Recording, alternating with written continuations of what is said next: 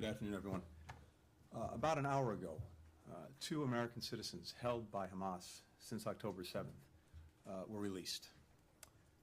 These two Americans are now safely in the hands of Israeli authorities in Israel. We expect a team from the U.S. Embassy to see them very shortly. Over the coming hours, they'll receive any support and assistance they need, and of course, we're very anxious to be able to reunite them with their loved ones. We welcome their release. We share in the relief that their families, friends, and loved ones are feeling. But there are still 10 additional Americans who remain unaccounted for in this conflict. We know that some of them are being held hostage by Hamas, along with an estimated 200 other hostages held in Gaza.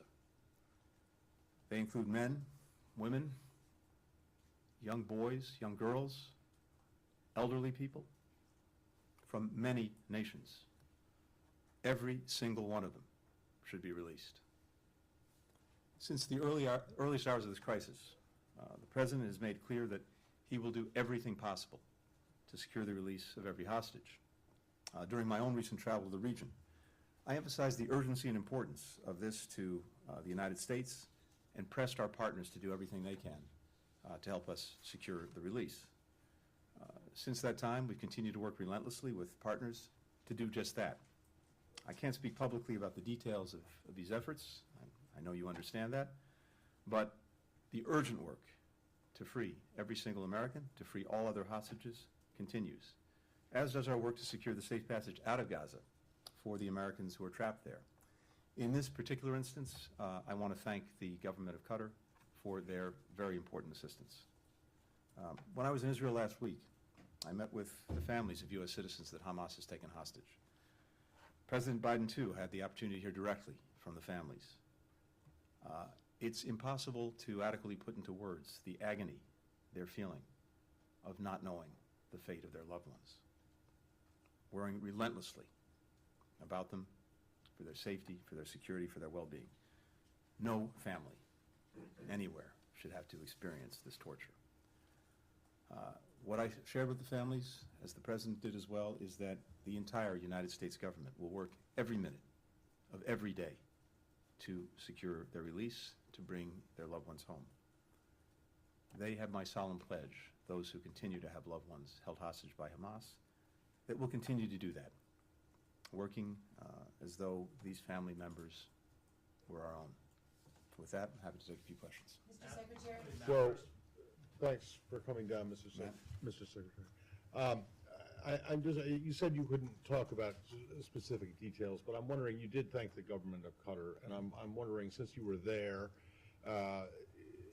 and they have an office, they host a Hamas office, if you could elaborate a little bit on what their role was, and if you continue to think that that channel there, them having an office there, is worthwhile.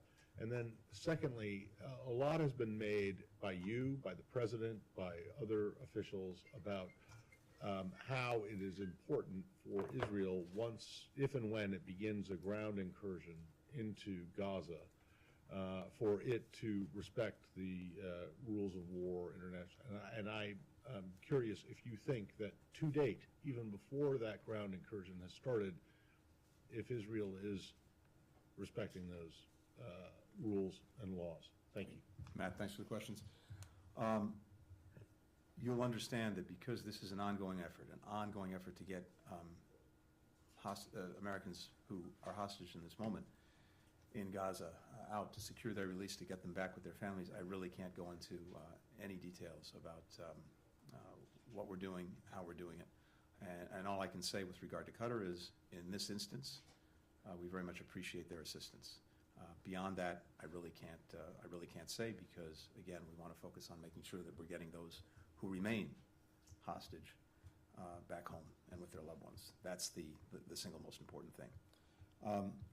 With regard to how Israel is conducting its operations, I think you've heard the President speak to this very clearly. You've heard me speak to this very clearly. We've said, we believe strongly that Israel has not only the right but the obligation to defend itself against it's very hard to put into words, the nature, the barbarity of the attacks. And they really do have the obligation to defend themselves against it, to do whatever they can to try to make sure that this doesn't happen again. But we've been very clear as well that the way Israel does this matters, and in particular, it's important that operations be conducted in accordance with international law, humanitarian law, the law of war, as applicable, and that everything be done to minimize the loss of civilian life. And we continue to focus on that, just as we're also focusing on getting assistance into people in Gaza who need it. There will be plenty of time to make assessments about how these operations were conducted, but I can just say for the part of the United States that this continues to be important to us. And again, it's what distinguishes us, distinguishes Israel from terrorist groups like Hamas, which not only have absolutely no concern for innocent human life, they intentionally use innocent human lives to hide behind, to use as, quite literally, as human shields, knowing that civilians invariably are going to suffer in conflict. Thanks. Mr. Secretary, just following up on that, Hamas has issued a statement through Abu Abaida, and I know with the huge caveat that it's a terror group and one does not attach credibility to that, but they've said that all the hostages, the civilian hostages, which include the Americans, could be released, that this could be the start of something bigger if there are no airstrikes. Would this be a moment where, if under Israel's discretion, obviously, it would be wise to pause, to give it more time to see if this is a moment, since the ground invasion has not started? Should even the airstrikes be stopped to see if you could get more people out? And it was notable, without going into details, that in the president's statement he said he expressed his thanks to Israel, to Qatar rather, in partnership with Israel. A notable connection there. The obvious inference is that they were working together on this. Does this give you hope that, despite everything that's happened, that there could still be a broader relationship and avoid a wider war? Thanks, Andrea. So, two things there. First, it's very simple. Hostages should be released immediately and unconditionally. That's been our position from day one. It remains our position. And to your point, I would not take anything that Hamas says at face value.